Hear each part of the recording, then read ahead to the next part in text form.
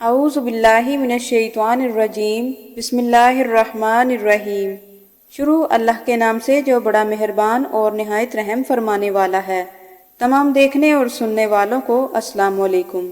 ناظرین، حجرہ اسود وہ مقدس پتھر ہے جو آج سے ہزاروں سال پہلے کی تاریخ کو پیش کرتا ہے۔ یہ ایک ایسا جنتی یاقوت ہے جسے حضرت ابراہیم علیہ السلام اور حضرت اسماعیل علیہ السلام نے اپنے مبارک ہاتھوں سے نصب فرمایا تھا۔ یہ تمام تبرکات میں سب سے زیادہ اہم اور متبرک چیز ہے، جس کو بے شمار اماموں، شہیدوں اور کروڑوں بندگان خدا نے چھوا اور چوما ہے۔ حجر اسود عربی زبان کے دو الفاظ کا مجموعہ ہے۔ حجر عربی میں پتھر کو کہتے ہیں اور اسود سے مراد سیاہ یعنی کالے رنگ کے لیے بولا جاتا ہے۔ حجر اسود وہ سیاہ پتھر ہے جو کعبہ کی جنوب مشرقی دیوار میں نصب ہے۔ اس وقت یہ 3 بڑے اور مختلف قسم کے چھوٹے ٹکڑوں پر مشتمل ہے اور یہ ٹکڑے اندازاً 2.5 فٹ قطر کے دائرے میں جڑے ہوئے ہیں۔ ان کے گرد چاندی کا گول چکر بنا ہوا ہے۔ جو مسلمان بھی حج یا عمرہ کرنے کے لیے جائیں، ان کے لیے لازم ہے کہ وہ طواف کرتے ہوئے ہر بار حجر اسود کو بوسہ دیں۔ اگر ہجوم زیادہ ہو تو ہاتھ سے اشارہ کرنے سے بھی بوسہ دیا جا سکتا ہے۔ روایتوں کے مطابق حضرت جبرائیل علیہ السلام اس پتھر کو جنت سے لائے تھے۔ اس وقت یہ پتھر بالکل دودھ کی طرح سفید تھا، لیکن اس کو اولاد آدم کے گناہوں نے سیاہ کر دیا۔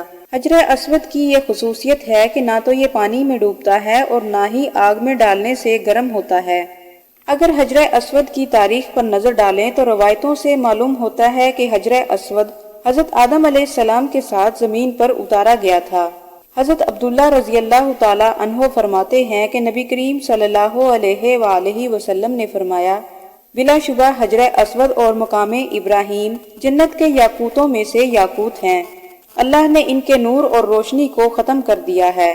اگر اللہ اس روشنی کو ختم نہ کرتا تو مشرق و مغرب کا درمیانی حصہ روشن ہو جاتا۔ حجر اسود جنت کے یاقوتوں میں سے ایک یاقوت ہے اور حضرت آدم علیہ السلام اپنے ہاتھوں سے جنت سے لائے تھے اور تعمیر کعبہ کے وقت اسے کعبہ کے ایک گوشے میں نصب فرمایا تھا۔ پھر طوفان نوح میں حضرت آدم علیہ السلام کا تعمیر کردہ بیت اللہ آسمانوں پر اٹھائے جاتے وقت اس پتھر کو شکم جبل ابو قیس میں امانتاً رکھوا دیا گیا تھا۔ پھر جب حضرت ابراہیم علیہ السلام اور حضرت اسماعیل علیہ السلام خانہ کعبہ کی تعمیر کر رہے تھے تو اس وقت حضرت جبرائیل علیہ السلام نے یہ پتھر جنت سے لا کر دیا۔ پھر حضرت ابراہیم علیہ السلام نے اپنے مبارک ہاتھوں سے خانہ کعبہ کی دیوار میں نصب فرمایا۔ ناظرین، 606 ہجری میں نبی کریم صلی اللہ علیہ وآلہ وسلم کی عمر مبارک 35 سال تھی کہ جب سیلاب نے خانہ کعبہ کی عمارت کو سخت نقصان پہنچایا تو اہل قریش نے کعبہ کی دوبارہ سے تعمیر کی، مگر جب حجر اسود کو رکھنے کا وقت آیا تو قبائل میں جھگڑا پیدا ہو گیا۔ ہر قبیلہ یہ چاہتا تھا کہ یہ سعادت اسے نصیب ہو جائے۔ رسول صلی اللہ علیہ وآلہ وسلم نے اس جھگڑے کو ختم کرنے کے لیے یہ طریقہ کیا کہ حجر اسود کو ایک چادر میں رکھا اور پھر تمام سرداران قبائل سے کہا کہ وہ چادر کے ایک ایک کونے کو اٹھائیں۔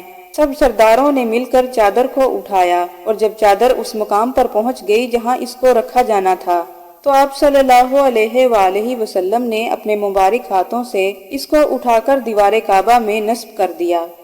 جہاں تک حجر اسود پر لگے ہوئے چاندی کے کور کی بات ہے تو یہ سب سے پہلے عبداللہ بن زبیر نے حجر اسود پر چاندی کا کور بنوایا۔ 1261 میں سلطان عبد الحمید نے حجر اسود پر سونے کا کور بنوایا۔ پھر بعد میں 1281 میں سلطان عبد العزیز نے دوبارہ اسے چاندی کے کور میں تبدیل کر دیا تھا۔ ابن عباسی رضی اللہ تعالی عنہ فرماتے ہیں کہ نبی کریم صلی اللہ علیہ وآلہ وسلم نے ارشاد فرمایا، حجر اسود جنت سے آیا تو دودھ کی طرح سفید تھا اور اسے بنو آدم کے گناہوں نے سیاہ کر دیا ہے۔ تاریخ میں حجر اسود کے متعلق 6 ایسے واقعات ملتے ہیں کہ جب حجر اسود کو چوری کیا گیا یا اسے توڑنے کی کوششیں کی گئی۔ 7 ذی الحج سن 1317 ہجری کو بحرین کے حاکم ابو طاہر سلیمان کرامتی نے مکہ معظمہ پر قبضہ کر لیا تو اس وقت خوف و ہراس کا یہ عالم تھا کہ اس سال حج بیت اللہ بھی نہ ہو سکا اور کوئی بھی شخص عرفات میں نہ جا سکا۔ یہ اسلام میں پہلا موقع تھا کہ حج بیت اللہ موقوف ہو گیا اور پھر اسی ابو طاہر کرامتی نے حجر اسود کو کعبہ کی دیوار سے نکالا اور اپنے ساتھ بحرین لے گیا۔ پھر بنو عباس کے خلیفہ نے ابو طاہر کرامتی کے ساتھ یہ فیصلہ کیا کہ 30,000 دینار دیے جائیں تاکہ حجر اسود کو واپس لا کر خانہ کعبہ میں نصب کیا جائے۔ یہ واپسی 339 ہجری کو ہوئی۔ گویا 22 سال تک خانہ کعبہ حجر اسود سے خالی رہا۔ جب یہ فیصلہ ہوا کہ حجر اسود کو واپس کیا جائے تو اس سلسلے میں خلیفہ وقت ایک بہت بڑے عالم محدث شیخ عبداللہ بن عقیم کو حجر اسود کی وصولی کے لیے ایک وفد کے ہمراہ بحرین بھجوایا۔ جب شیخ عبداللہ بحرین پہنچ گئے تو بحرین کے حاکم نے ایک تقریب کا اہتمام کیا تاکہ حجر اسود کو ان کے حوالے کیا جائے۔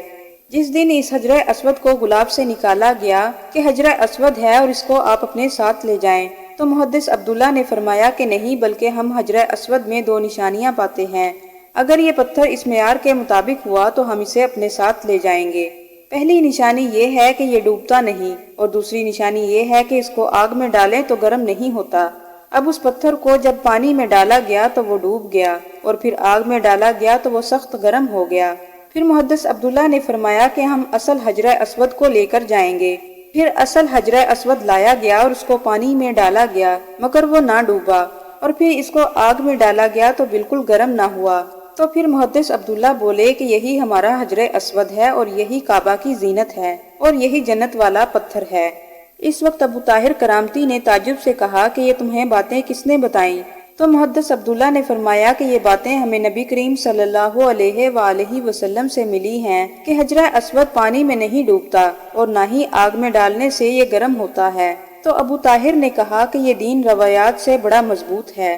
جب حجر اسود مسلمانوں کو مل گیا تو اسے کمزور سی اونٹنی کے اوپر لادا گیا، تو اس سے اونٹنی میں قوت آ گئی کہ حجر اسود اپنی منزل بیت اللہ کی طرف جا رہا ہے۔ جب اسے خانہ کعبہ سے نکال کر بحرین لے جایا جا رہا تھا تو اس وقت جس بھی اونٹ پر اسے لادا جاتا تو وہ مر جاتا، اور یوں بحرین پہنچنے تک 40 اونٹ مر چکے تھے۔ رسول صلی اللہ علیہ وآلہ وسلم نے فرمایا، جب روز قیامت آئے گا تو اس کی ایک زبان ہوگی، جس نے بھی اسے حق و باطل کے ساتھ چوما ہوگا یہ اس کی گواہی دے گا۔ یہ پانی میں نہیں ڈوبتا اور نہ ہی آگ سے گرم ہوتا ہے۔ حجر اسود کعبہ کے جنوب مشرقی دیوار میں نصب ہے، اور یہیں سے طواف کی ابتدا ہوتی ہے، اور یہ آنسو بہانے اور دعا کے قبول ہونے کی جگہ ہے۔ اسے چھونا اور بوسہ دینا مسنون ہے، اور آخر میں دعا ہے کہ پروردگار ہر مسلمان کو حجر اسود کی زیارت نصیب فرمائے۔ ناظرین، یہ تھی ہماری آج کی ویڈیو۔ اگر آپ کو یہ ویڈیو پسند آئی ہو تو لائک اور سبسکرائب کرنا نہ بھولیں۔ ملتے ہیں اگلی ویڈیو کے ساتھ، اجازت دیجیے، اللہ حافظ۔